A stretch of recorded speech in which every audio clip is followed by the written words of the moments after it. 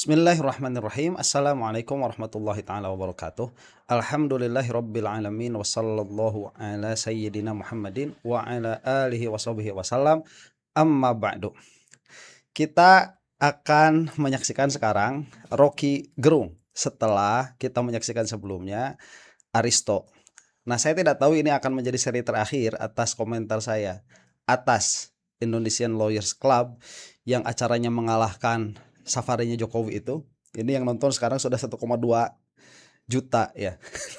Kalah sudah Jokowi. Hei. Apa popularitasnya. Jadi kalau Jokowi mau menaikkan popularitasnya, apa yang harus dilakukan? Tunjukkan ijazah. Itu. Ini malah keliling-keliling. Katanya naik kerbau atau apa ya? Katanya sih nginjak kerbau. Saya belum melihat itu. Aduh, dari kemarin saya istirahat ini. Makanya tidak ada video kan 2 kali ya. Ada yang nunggu nggak tuh? Mudah-mudahan ada ya. Biar saya nggak kepedean begitu. Kalau ada yang nunggu silahkan tuliskan di bawah kolom komentar. Nah, saya mau recap dulu sedikit dari apa yang dikatakan oleh Aristo. Karena banyak sekali di bawah kolom komentar saya itu yang mengatakan bahwa yang bersangkutan ini adalah termul ya, Aristo itu. Termul terselubung. Karena biasanya dari UI nggak ada termul. Yang bersangkutan itu kan Aristo itu dari UI kan. Saya lihat di komentar itu. Nah, iya termul. Hanya saja dari apa yang saya lihat begitu setelah saya dipikir-pikir lagi, memang ada kemungkinan juga sih. Tetapi kalau memang dia termul, berarti masih ada termul yang agak waras itu. Ya Aristo itu. Karena di dalam memberi komentarnya itu memakai filsafat hukum, kemudian memakai teori-teori hukum ya, tidak seperti termul-termul yang lain. Dan saya sudah memberikan posisi saya bahwa kalaupun yang dikatakan oleh Aristo itu benar dalam pengertian bahwa yang bersangkutan itu bukan termul, maka tidak seharusnya yang bersangkutan juga setuju atas apa yang berlaku terhadap Roy Suryo dan Dr. Tifa. Ya, dan dia juga sudah mengatakan dia despise begitu ya, dia tidak menyukai itu. Cuman itu hanya diucapkan sekali. Harusnya perkataan itu yang dikejar begitu. Jadi menurut Aristo, nah begitu harusnya ya. Kalau semua yang dipaparkan itu ternyata dibenci, tidak disukai, apa yang seharusnya terjadi kepada Roy Suryo dan Dr. Tifa? Nah itu bakal bagus itu ya. Seharusnya ditanyakan, cuman nggak ada yang menanyakan itu. Baik, kita sekarang saksikan Rocky Gerung. Apa sih yang mau dikatakan oleh Rocky Gerung? Saya nggak tahu. Cuman katanya ya ada yang bilang yang dikatakan oleh Rocky Gerung ini bahwa di belakang pelepasan Roy Suryo dan Dr. Tifa itu ternyata ada Jokowi. Nah, katanya sih itu. Jika memang itu benar yang akan dikatakan oleh Rocky Gerung, saya akan membantahnya dengan video selanjutnya. Apa itu? Simak saja dulu ya. Kita saksikan bersama nih. Baik. Sekarang Rocky Gerung. Oh. Ya, Roy Suryo dia udah dapat MBG belum tuh? Karena dia masih anak SMA tuh. Apa maksudnya Oke. ini? Yang kita pertengkarkan dalam 2 hari ini bukan lagi berkas perkara, tapi gelagat dari perkara ini. Berkasnya ada. Begitu ada istilah orang kuat, berkasnya pindah pada gelagat. Kira-kira kemana arahnya tuh? Jadi ngapain mempersoalkan lagi berkas itu? Dari awal memang kasus ini kasus tentang gelagat politik yang makin lama dia makin terpolar. Karena mana ujung dari kasus ini? Seandainya Pak Jokowi ijazahnya hilang. Pertanyaan saya, kalau ijazahnya hilang apakah otaknya juga hilang? Itu yang mau diteliti oleh Tifa. Supaya tidak ada pembuktian bahwa otak orang itu hanya tergantung pada ijazahnya. Kan di balik kasus ini kita bertengkar, emang Pak Jokowi punya otak enggak tuh? Kalau dibuktikan secara sosiologi, secara psikologi supaya Pak Jokowi berpikir runtut, reasoningnya bagus, kalkulasinya efektif, orang gak akan persoalin. Mau punya ijazah, mau nggak punya ijazah. Tapi kita masuk di situ tanpa sadar bahwa yang sedang diuji adalah kapasitas berpikir dari hakim, pengacara, tim Jokowi, tim Roy Suryo tentang kasus ini. Karena itu pada akhirnya ujungnya bertahun-tahun bicara. Saya saksi ahli pertama waktu kasus ini dibuka pertama di Pengadilan Solo dengan akibat saudara Bambang Tri dibui itu. Dari awal saya menganggap bahwa ini akan berakhir pada tema gelagat politik. Dan benar akhirnya hari ini. Orang bertanya, orang kuatnya siapa? Nah, saya buka. Misteri ini. Orang kuatnya dibalik penangguhan penahanan Roy dan Tifa, orang kuatnya adalah Joko Widodo. Oke. Yang menghendaki mereka ditangguhkan adalah Joko Widodo. Oke, ini jawabannya siapa? Lu orang Rocky Gerung ya. Lu tahu dari mana, Rok? Oke. Kan semua nggak ada yang tahu kan? Maka saya bisa sok tahu. Justru karena orang nggak tahu, saya bisa sok tahu.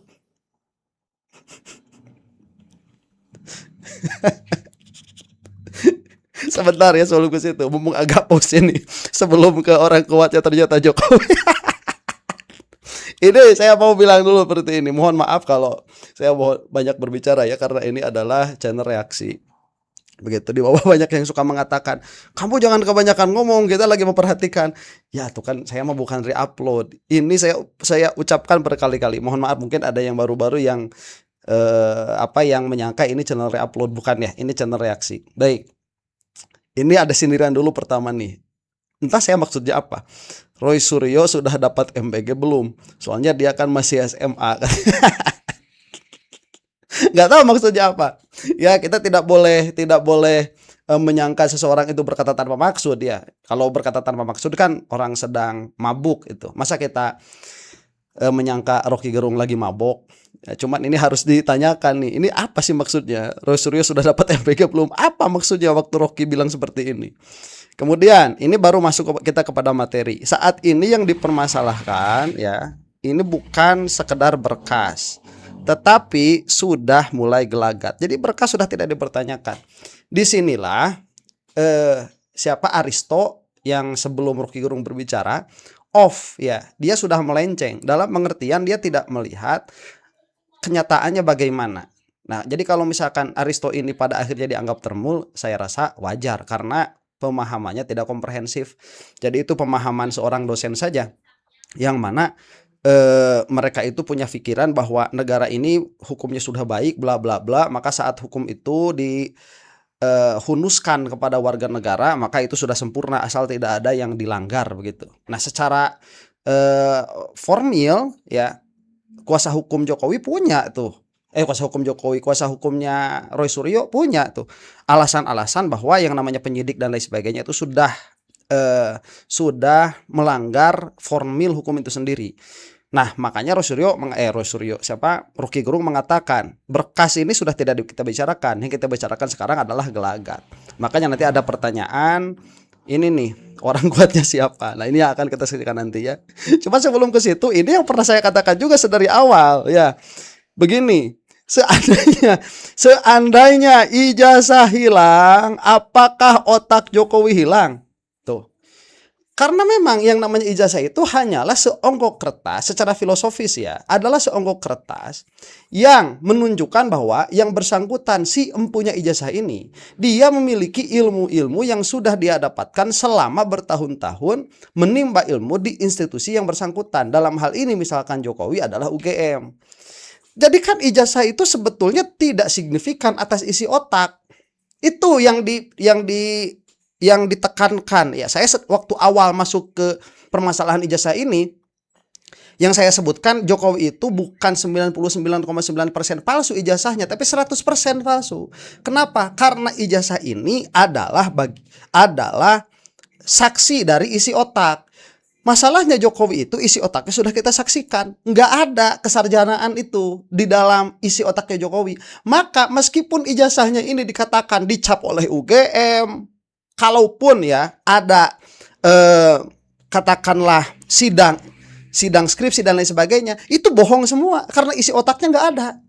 Apa bedanya dengan orang yang membuat skripsi palsu misalkan, atau skripsi dijokikan? Apa bedanya? Sama saja, isi otaknya kosong. Therefore Jokowi itu tidak punya ijazah. Itu yang saya katakan dari awal. Dan ini yang dikatakan oleh Rocky Gerung sekarang ya, jika reasoningnya bagus ya, maka ijazah pun tidak akan menjadi soal. Kalau reasoningnya maksudnya di sini siapa? Jokowi maksudnya ini. Jika reasoning Jokowi ya itu bagus, maka tidak akan jadi soal. Ijazahnya mau kemana kek, mau dibikin di pramuka kok, itu tidak akan soal. Dan dalam hal filosofis itu benar, bukan dalam hal administratif. Kan yang dipermasalahkan oleh Roy Suryo itu administrasi ijazahnya begitu. Dan kita tahu Rocky Gerung itu filosof. Jadi urusan ini nih, ya urusan berkas, gak urusan. Sekarang kita masuknya ke gelagat. Dan Rocky Gerung itu mengatakan bahwa saya itu saksi pertama ya. Rocky Gerung maksudnya.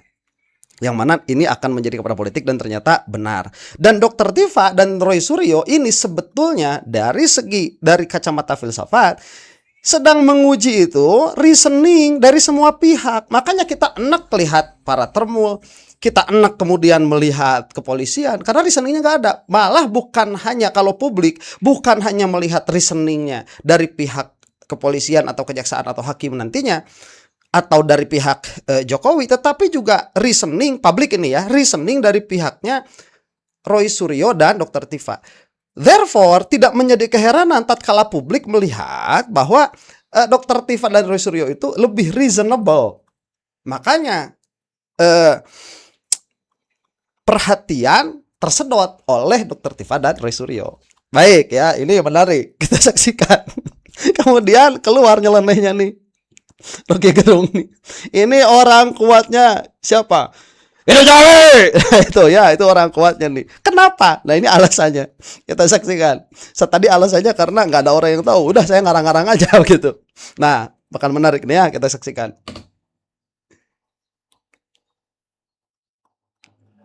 Di dalam imajinasi saya bertemu dengan Pak Jokowi, dan Jokowi berpikir bahwa sebaiknya Dalam ditangguhkan. imajinasi. Karena kalau dibuka, bangsa ini pecah itu. Oke, bab 1 dulu ya.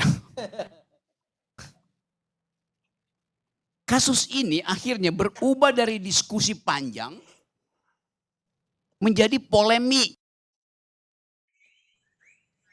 Polemik itu apa tuh? Dalam bahasa Yunani polemik itu kata dasarnya polemos, artinya perang.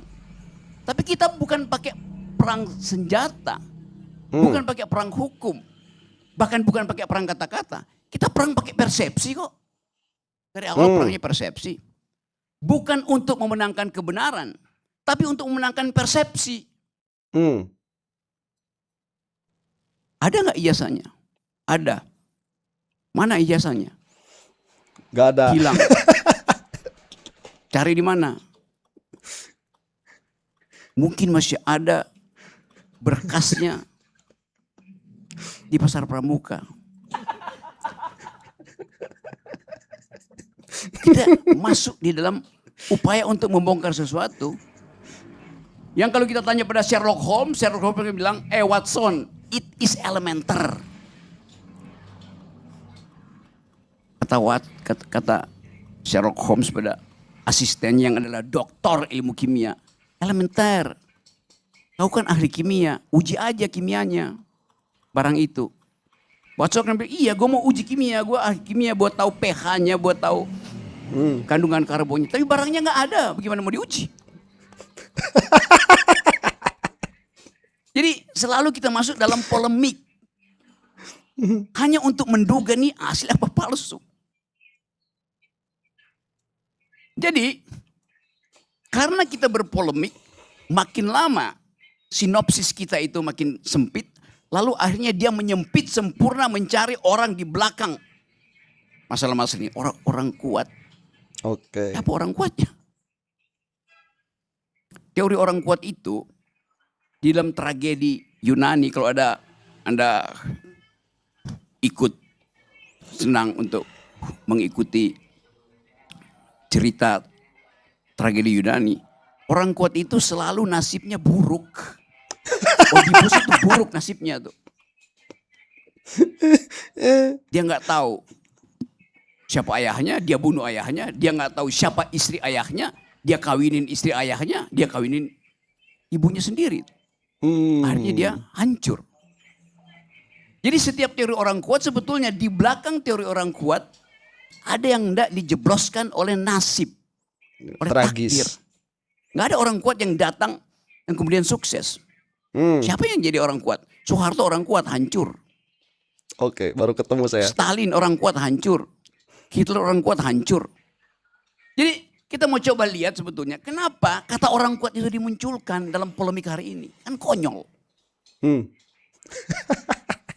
Orang yang paling kuat di negeri ini, yang mampu menuntun kita berdebat secara akal sehat, ya Karni Ilyas. Oh. Karena dia bisa menuntun percakapan ini bertahun-tahun, berbulan-bulan tanpa mencari sensasi. Ada TV lain tiap hari bicara itu sensasi isinya. Artinya orang itu orang lemah yang mimpin. Oh, Aiman, dengerin tuh. Kuat secara moral, atau kuat secara akal, atau kuat secara fisik. Kalau kita tanya orang kuatnya siapa yang di belakang ini? Apakah dia orang kuat yang kekuatannya itu melampaui Bima dan Arjuna misalnya? Atau orang kuat itu kuat secara moral seperti Semar? Nah, gue udah mulai tahu nih soal filsafat Jawa. Pada akhirnya orang akan tunggu itu sebetulnya. Jadi dalam percakapan yang akan datang, kita masih akan menyaksikan polemik akan berlangsung. Dan betul, Astiari tadi. Ya mungkin 20 tahun baru selesai soal ini kan. Iya, betul. Atau soal ini diselesaikan di bulan November nanti. Setelah 2 tahun Presiden Prabowo, lalu terjadi polemik. Prabowo masih mau meneruskan enggak negeri ini ketika dolar itu udah 25.000. Itu bisa kita hitung. Ke dolar 25.000. Tadi ada berita bahwa Federal Reserve akan naikkan suku bunga. Artinya dolar akan dipanggil pulang ke Amerika. Pada saat yang sama orang berharap oke, silakan dolar pulang. Karena nggak ada soal tuh. Rupiah itu masih bisa dipakai kok. Intervensi masih dilakukan. Nggak pakai dolar. Tetapi kalau Hormuz nggak dibuka, impactnya langsung ke dapur mak-mak. Berhenti kasus Jokowi ijazah palsu. Mak-mak merasa bahwa mau palsu nggak palsu. Yang penting dapur berasap. Polemik ini juga akan nyasar ke situ. Jadi variabelnya begitu banyak. Tapi udah masuk ke dalam sistem hukum pengadilan. Ya ikuti aja. Tetapi kalau misalnya Pak Jokowi menang di pengadilan. Bentar. Apakah dia sebelum kalau misalnya menang nih. Ini berarti bagus betul ya. Katanya ada orang kuat nih. Orang kuatnya siapa katanya? Kan Jokowi. Nah, ini para termul itu kan langsung suka. Ya, betul. Ini adalah strategi matang dari Joko Widodo. Seolah-olah melepaskan Roy Suryo dan Dr. Tifa, tetapi ini adalah strategi tiga tinggi. Termul itu edannya ya luar biasa. Bentar, ini ada mukanya si Yakub. Ini disebutkan Jokowi di sini, orang kuatnya Jokowi karena buat di sini. Ini dalam imajinasi satu ya. Untuk masuk ke sini teori orang kuat. Apa teori orang kuat itu? Nasibnya selalu buruk. Woi, termul. Itu Roy Suryo itu mengatakan orang kuat di belakang permasalahan ini adalah Jokowi.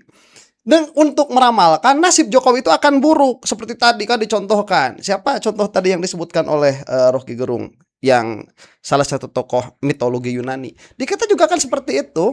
Ya, orang-orang kuat itu mereka kalau nggak ya putus cinta, kemudian dikhianati oleh rakyatnya sendiri atau dikhianati oleh teman dekatnya sendiri, and so on and so forth. Kalau kisah nyatanya tadi membicarakan tentang Stalin, Lenin, membicarakan juga Soeharto ya. Itu yang dibicarakan oleh siapa? Oleh Rocky Gerung. Jadi buat kesini ya nasibnya selalu buruk tuh, bakal buruk. Makanya kalau bagi saya tidak setuju. Orang kuatnya itu siapa? Jokowi ya. Tapi kalau misalkan kesini larinya ya itu makan imajinasinya siapa itu namanya, Rocky Gerung ya. Nah, apakah pada kenyataannya orang kuat yang kemarin sampai memiliki pengaruh untuk melepaskan Roy Suryo dan Tiva adalah Jokowi? Bukan, udah jelas. Ya, ada nih nanti orangnya. Kemudian polemik itu kan ini bagusnya dari mana kita masuk polemik itu? Ya, dari tidak ada kemajuan ya.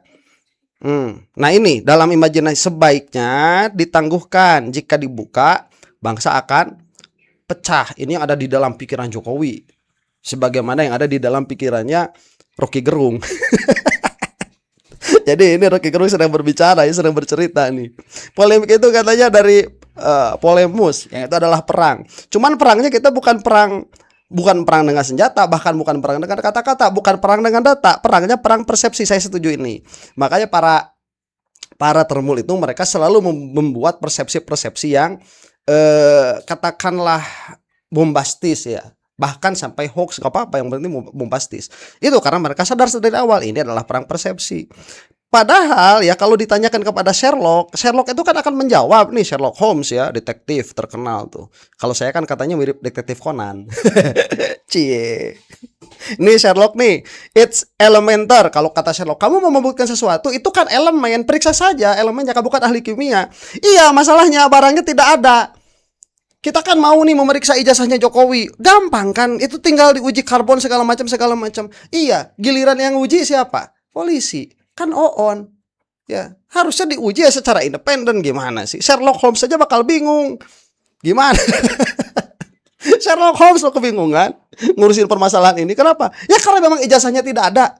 Itu ya itu sudah selesai ya. Nah, ini juga ya, justru kalau mau melihat orang kuat, kan berarti dalam perspektif orang kuat yang lain. Orang kuat yang bakal sial Jokowi. Cuman orang kuat yang bisa membimbing kita membicarakan hal ini yaitu ijazah tanpa sensasi, Bang Karni Ilyas. Katanya itu kan. Loh, berarti Bang Karni Ilyas orang kuatnya. Kenapa? Karena bisa membimbing pembicaraan ijazah ini tanpa sensasi. Beda dengan TV lain. TV lain itu lemah. Kenapa? Karena banyak sensasinya daripada substansinya. Tuh, Aiman dengerin ya. Itu gimana sih? Cuman kan jadi rame. Iya, jadi seru tanpa substansi atau substansinya sedikit. Nih Aiman nih, kritik untuk Aiman. Nah, pada akhirnya kalau ditanyakan kuat apanya? Begitu, ya. Berhenti. Ini ini adalah ramalannya Rocky Gerung. Ini akan berhenti apabila ya dapur emak-emak sudah terganggu. Tapi Rocky Gerung di sini salah. Karena dapur emak-emak sudah terganggu sedari dulu. Tapi permasalahan ijazah ini tetap maju. Nah, ini supaya kita melihat fakta saja ya. Faktanya dolar naik, mahasiswa turun, Jokowi pelesiran ya, safari politik. Tetap masyarakat itu kepada ijazah palsu. Kan mengherankan ini, harus ada studinya. Kenapa? Apakah di belakangnya ada orkestrasi? Ya berarti kan balik lagi kepada teori ini nih, polemik lagi, orang kuatnya siapa kalau ke sana. Cuman ini harus diadakan katakanlah studi memang. Nah, ini penutup ya. Mungkin saya tidak akan sampai kepada siapa sebetulnya orang kuat di belakangnya. Kita masuk dulu ke sini nih. Dia menang di hati rakyat. Bentar, apa di nih pengadilan? Oh, kalau apakah dia menang di ya? hati rakyat? Nah, bentar. Tetapi kalau misalnya Pak Jokowi menang di pengadilan, apakah dia menang di hati rakyat? Nah, yang menganggap bahwa kesulitan ekonomi hari ini dimulai oleh pemborosan anggaran IKN. Akan ada orang yang menulis itu. Lalu kompor masuk lagi di situ. Jadi kita coba teduhkan sementara akal sehat kita. supaya gelora kita untuk marah, gelora itu, energi untuk marah itu kita alihkan pada soal-soal persaingan politik hari ini. Dengan kata lain, tadi saya mulai dengan berkasnya ada di situ. Tapi orang tidak mau lihat berkasnya lagi. Orang ingin melihat gelagat dari berkas itu. Apakah nanti kasus Roy Suryo dan Tifa ini akan jadi batu uji tentang ketegangan politik diam-diam antara Jokowi dan Prabowo? Tacit agreement-nya ada di situ. Secara diam-diam orang bersepakat. Memang itu ujiannya. Kenapa? Aturannya dilanggar. Apa itu pelanggaran? Yang kita bicarain tadi. Harusnya ditahan. Kenapa dibebaskan? Pertanyaan politik ada di situ terus. Jadi sekali lagi buat saya, tetap kita ingin saksikan ini sebagai polemik. Tetapi ada batas pada bangsa ini. Polemik tentang apakah Bung Karno pengkhianat atau bukan. Apakah Bung Karno terlibat PKI atau bukan. Apakah Pak Harto itu agen CIA atau bukan. Semua itu adalah polemik. Yang akhirnya kita akan cari siapa orang kuat yang mengasuh terus polemik ini. Di dalam perwayangan ada orang kuat namanya Bima. Dia sangat kuat. Dia bahkan bisa membelah gunung. Dia bisa beredar ke semua sudut negeri. Karena dia lahir dari angin. Ngidar kemana-mana. Tapi orang kuat yang namanya Bima punya kelemahan. Dia emosional. Ada Kresna. Yang tertib berpikirnya tuh. Mampu untuk mengolah argumen. Untuk mencari hal yang tidak terucapkan, disembunyikan dalam polemik. Bima lambang dari otot. Kresna lambang dari akal. Tapi debat, perseteruan antara Kurawa dan Pandawa diakhiri oleh kebijakan seorang gendut perutnya yang namanya Semar. Semar bilang begini, demi keutuhan, saya mengalah supaya kebenaran menang. Terima kasih. Oke. Terus siapa Semarnya? Ya, itu yang jadi persoalan. Orang bijak yang bisa menyelesaikan permasalahan ini siapa? Itu ya nggak tahu. Cuman ya tadi juga bagus nih. Mana tadi? Nah, jika Jokowi menang di pengadilan, apakah menang di hati rakyat? Itu sudah hancur sekarang itu Jokowi itu. Nggak bakalan bisa kecuali di para tremul. Ya, nah kenapa? Karena Jokowi dituding biang kerok. Yang mana pada akhirnya permasalahan ijazah ini, makanya dia itu menarik karena bukan hanya permasalahan berkasnya. Ini bukan hanya permasalahan berkas, berkasnya sudah tidak dilihat. Kalau kata orang bilang ya masa bodoh amat. Ijazahnya Jokowi itu mau asli atau palsu. Tetapi ini sudah menjadi lapangan ujian kesetiaan Prabowo dan Jokowi. Karena disinilah instansi bermain. Disinilah politik bermain. Ya, makanya tadi semua perkara ini kalau dilihat seperti itu adalah polemik yang siapa orang kuatnya. Soeharto demikian, apakah terlibat PKI atau tidak. Soekarno apakah agen CIA atau bukan. And so on and so forth. Pada akhirnya ditutup dengan apa? Semar. Nah ini kan kalau kita ahli tauhid ya, semuanya adalah yang dipertontonkan oleh Allah Subhanahu wa taala supaya kita berpikir dan tidak tersesat. Demikian wallahu taala a'lam bishawab. Termul mudah-mudahan segera binasa. Untuk Anda yang bukan termul, assalamualaikum warahmatullahi taala wabarakatuh.